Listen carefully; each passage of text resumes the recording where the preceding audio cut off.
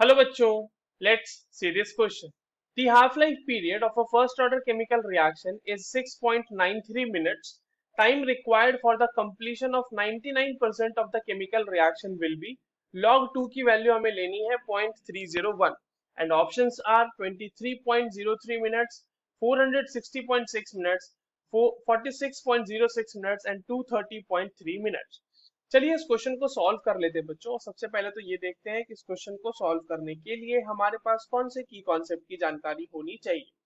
देखो ये जो सवाल है ये बेसिकली हमारे पास फर्स्ट ऑर्डर काइनेटिक्स का सवाल है। फर्स्ट ऑर्डर काइनेटिक्स के बारे में या फर्स्ट ऑर्डर रिएक्शन जो भी बोल लीजिए आप, उसके बारे में चीजें हमें पता होनी चाहिए।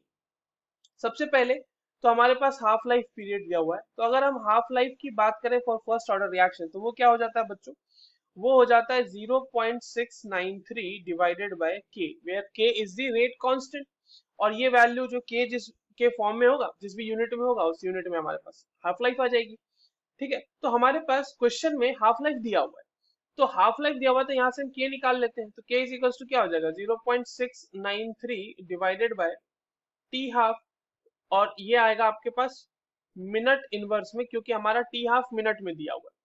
तो ये हो जाएगा 0.693 divided by 6.93 minute inverse. Now this will be equals to 0.1 minute inverse. ये आ गया हमारे पास के का वैल्यू। अब हम लोग जो इंटीग्रेटेड रेट इक्वेशन है उसका यूज कर लेते हैं।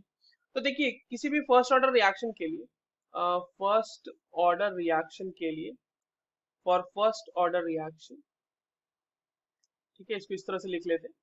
K इज इक्वल्स टू क्या हो जाएगा बच्चों, 2.303 divided by t log a naught मतलब initial concentration divided by a, that is the concentration at time t, जिस भी टाइम की हम बात कर रहे होंगे यहाँ पे। ठीक है, तो यहाँ पर से आप टी अगर निकालना चाहें, टाइम ही हमसे पूछा है, तो टी इज इक्वल्स टू क्या हो जाएगा 2.303 डिवाइडेड बाय के लॉग ए नॉट अपॉन ए। अब देखो हमारे पास जो सिनारियो दिया गया है बच्चों, वहां पर ए नॉट को अगर हम 100 मान ले, ठीक है, हमने 100 मान लिया, 99% कंप्लीट हो चुकी है हमारी रिएक्शन, यानी कि हमारे पास एट टाइम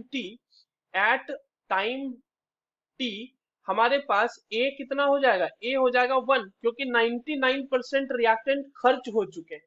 तो एक ही बचा होगा ना, 1% रिएक्टेंट बचा होगा, तो इसीलिए ए की वैल्यू हो जाएगी 1। अब तो क्वेश्चन आसान है, यहाँ पे टी की जगह पे हमें सारी वैल्यूज यहाँ पे रख देनी है टी के फॉर्मूला में। 0.1 लॉग 100 डिवाइडेड बाय 1, और ये वैल्यू आपकी आएगी मिनट में। नाउ यहाँ पर से आप थोड़ा सॉल्व करोगे तो ये हो जाएगा 2.303 इंटू 2 डिवाइडेड बाय 0.1। ठीक है, और ये आपके पास आपकी पूरी की पूरी वैल्यू आ जाएगी। अच्छा, ये जो मैंने इंटू 2 लिख दिया है, ये लॉग 10 को मैंने 1 ले लिया है, इसको इस तरह से भी लिख सकते हैं।